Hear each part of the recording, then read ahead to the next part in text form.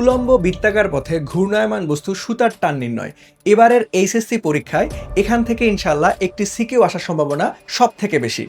উলম্ব বৃত্তাকার পথে ঘূর্ণায়মান বস্তুর সুতার টান নির্ণয় করতে গেলে অনেক শিক্ষার্থী অসতর্কতাবশত ভুল করে বসে থাকে।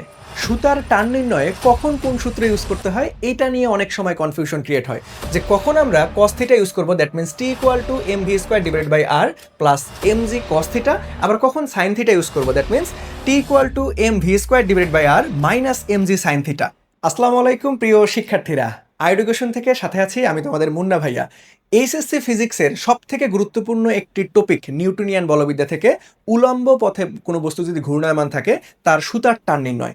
এখান থেকে অলরেডি এইচএসসি পরীক্ষায় অনেকবার সিকিউ প্রশ্ন আসছে, এবারের এইচএসসি 26-এ ইনশাল্লাহ এখান থেকে প্রশ্ন চলে আসতে পারে।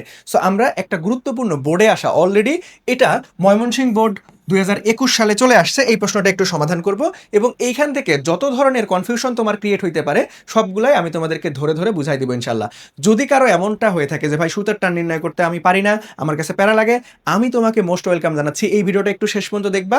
আমি তোমাকে গ্যারান্টি দিচ্ছি এইখান থেকে জীবনে আর কোনোদিন তোমার ভুল হবে না। সো আমরা একটা প্রশ্নটা একটু পড়ে নিই, যে দেখো সুতার সাহায্যে 500 গ্রাম ভরের, দেখো এখানে কিন্তু গ্রাম আছে, একটু এককগুলান খেয়াল রাখবা, 500 গ্রাম ভরের একটি বস্তুকে উলম্ব তলে, দেখো এই যে এইটাই হচ্ছে আমাদের প্রশ্নের কিওয়ার্ড, যে ভাইয়া তোমাকে আনুভূমিকভাবে ঘুরাচ্ছে নাকি উলম্বভাবে ঘুরাচ্ছে, প্রশ্ন দেখেই তোমাকে বুঝতে হবে। দেখো উলম্ব তলে 5 ms ইনভার্স 1 ধ্রুব বেগে, উলম্ব তলে 5 ms ইনভার্স 1 ধ্রুব বেগে 60 সেন্টিমিটার ব্যাসের, দেখো ব্যাস নাকি ব্যাসার্ধ, এই ধরনের কনসেপ্টগুলো তুমি যদি ঠান্ডা মাথায় প্রশ্ন না পড়ো ভাই, তাড়াহুড়া করো, তাহলে দেখবে যে ভুল করে বসে আসো। ফিজিক্সে একদম ঠান্ডা মাইন্ডে তোমাকে পরীক্ষা দিতে হবে। তাহলে দেখো 60 সেন্টিমিটার ব্যাসের বৃত্তাকার পথে ঘুরানো হলো, তারপরে বলছে যে ভাইয়া প্লাস এক্স অক্ষ হতে 30 ডিগ্রি অবস্থান, প্লাস এক্স অক্ষ হতে 30 ডিগ্রি অবস্থান এবং 90 ডিগ্রি অবস্থান, মানে দুইটা পজিশন তোমাকে দিয়ে দেওয়া আছে। এখন সুতার টান বের করতে বলছে। সো সুতার টান নির্ণয় করার সময় আমরা তো সূত্র জানি যে ভাইয়া দুই ধরনের, গাইডে আমরা যখন সমাধান করি দুই ধরনের, কখনো দেখবা যে cos থিটা ইউজ করছে, কখনো দেখবা সাইন থিটা। যেমন আমরা যদি দেখি যে ভাইয়া T equal to M V square divide by R plus M G cos theta use করা আছে কোনো কোনো জায়গায়, আবার কোনো কোনো জায়গায় T equal to M V square divide by R minus M G sine theta. এখন তোমরা কনফিউজড হয়ে যাও যে ভাই কখন আমরা সাইন থিটা ব্যবহার করবো, কখন আমরা cos থিটা ব্যবহার করবো। সো আজকে তোমাদের এই কনসেপ্টটা ক্লিয়ার করে দিচ্ছি। দেখো সুতার টান নির্ণয় করতে গেলে তুমি অলওয়েজ এই সূত্রটা ইউজ করবা। দেখো আমি এই সূত্র কিভাবে আসছে সেই ব্যাখ্যাতে যাচ্ছি না, তোমাকে সূত্র মনে রাখলেই চলবে পরীক্ষায়, ঠিক আছে? এখন আমি এই সূত্র প্রমাণ করে দিয়ে তোমার মূল্যবান সময় নষ্ট করাতে চাচ্ছি না, ওকে? সো দেখো তুমি অলওয়েজ কি করবা, এই সূত্রটাই ব্যবহার করবা। কি করবা ভাইয়া? অলওয়েজ তুমি এই সূত্রটাই ব্যবহার করবা, কিন্তু এখানে একটা শর্ত আছে। কি আছে?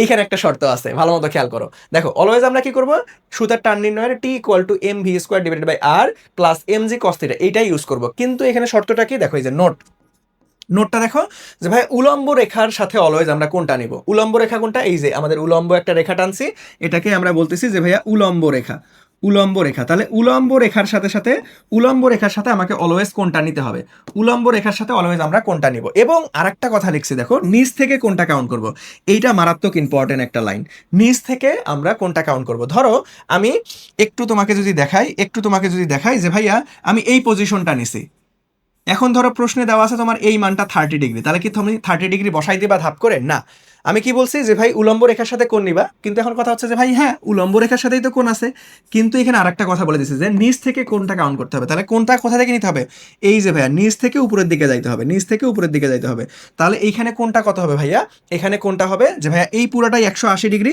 তাহলে 180 মাইনাস 30 যত হবে তত আমরা এখানে থিটার মানটা বসাই দিব, ঠিক আছে? এই কোণের মানটা আমরা এখানে থিটার জায়গায় বসাই দিব। সো এখানে শর্তটা কি, আমরা সাইন তোমার ঝামেলা যাওয়ার দরকার নাই, কখনোই আমরা ইউজ করব না।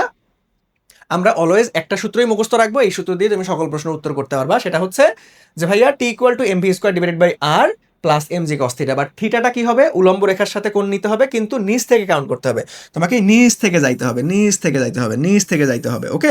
এই উপরের কোণটা না, ওকে? তাহলে চলো আমরা এখন প্রশ্ন দেখবা, যে এই ধরনের প্রশ্ন তোমার কাছে একদম পান্তা ভাত মনে হবে। সো আমরা একটু ডায়াগ্রাম অঙ্কন করে নেই। কি করবো ভাইয়া, এখান থেকে একটু ডায়াগ্রামটা অঙ্কন করে নেই,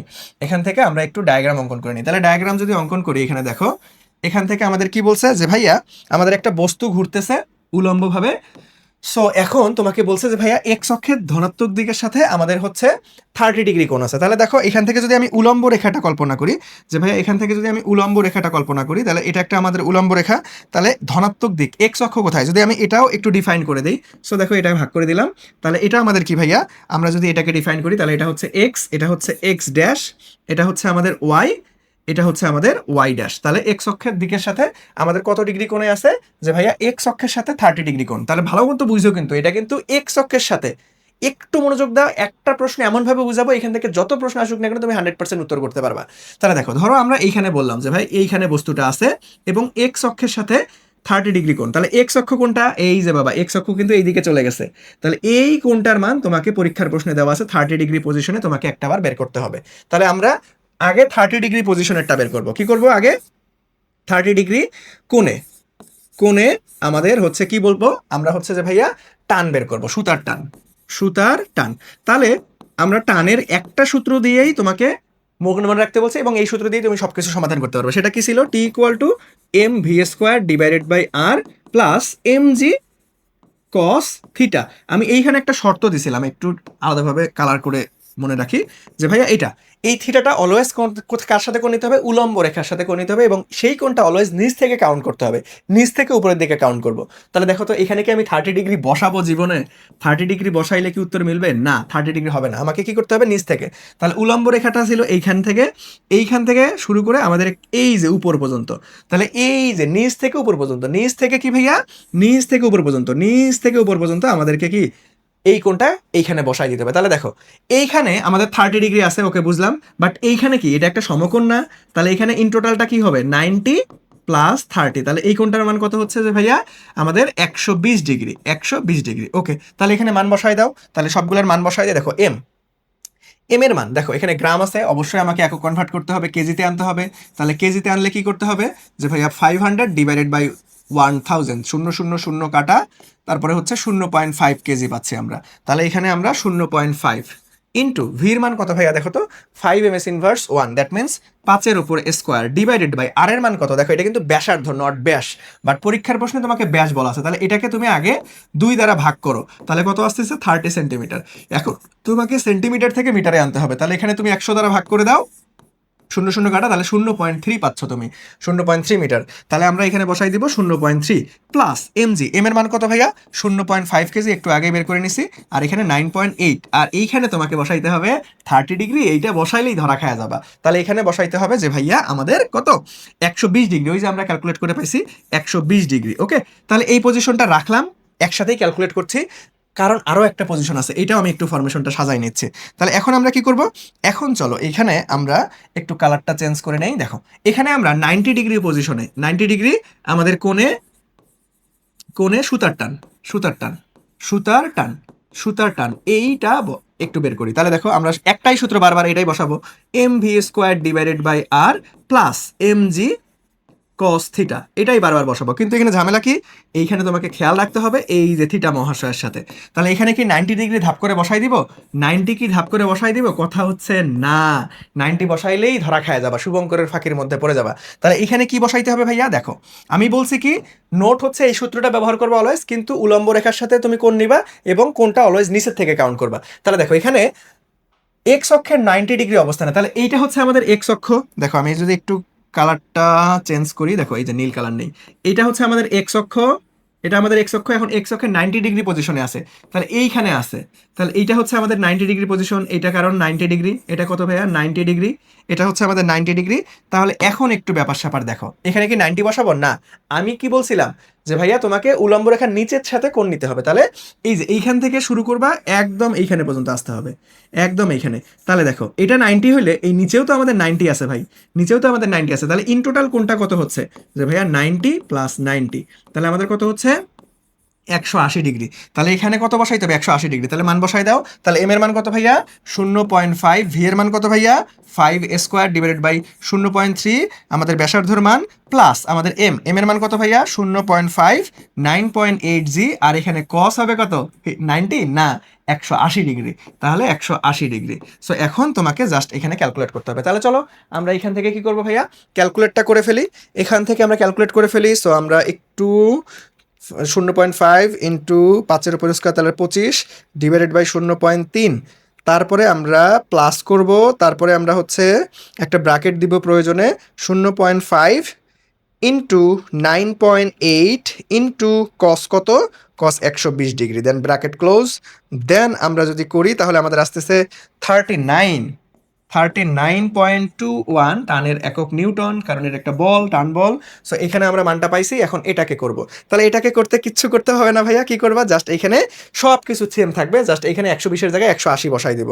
তাহলে এখানে আমরা কত 180 বসাই দিই, খুব দ্রুতই আমরা ক্যালকুলেশন করতে পারবো। সো এটা 180 বসাই দিলে আমাদের হবে যে ভাইয়া 36.76 নিউটন। সো আমাদের ফ্যান্টাস্টিকভাবে যে ভাইয়া 30 ডিগ্রি অবস্থান থাকলে টান কত হবে, 90 ডিগ্রি অবস্থান থাকলে টান কত হবে, একদম কনসেপ্ট ক্লিয়ার করে দিছে। তাহলে এখানে শর্ত কি ভাই, একটাই সূত্র বারবার ইউজ করবো, সেটা হচ্ছে T equal to mv² divided by R plus mg cos theta. But এই থিটাটা অলওয়েজ উলম্ব রেখার সাথে নিব, কিন্তু নিচ থেকে কোন কাউন্ট করব। ওকে, এখান থেকে আর কখনো ভুল হবে না। আমি ইনশাল্লাহ আশাবাদী এবারের এইচএসসি 26 পরীক্ষায় এই টান থেকে একটা সিকিউ তুমি কমন পেয়ে যাবে, দেখবা গ অথবা ঘ নাম্বারে এটা চলে আসবে। দেখো এই প্রশ্নটা অলরেডি কিন্তু ময়মনসিংহ বোর্ড 2021 সালে আসছিল, খুব গুরুত্বপূর্ণ এবং কনসেপচুয়াল একটা প্রশ্ন। এবং রিসেন্ট সালে তুমি যদি ঢাকা বিশ্ববিদ্যালয়ের প্রশ্ন দেখো, দেখবা যে সুতার টান থেকে ঢাকা বিশ্ববিদ্যালয়ে এমসিকিউ আসছিল।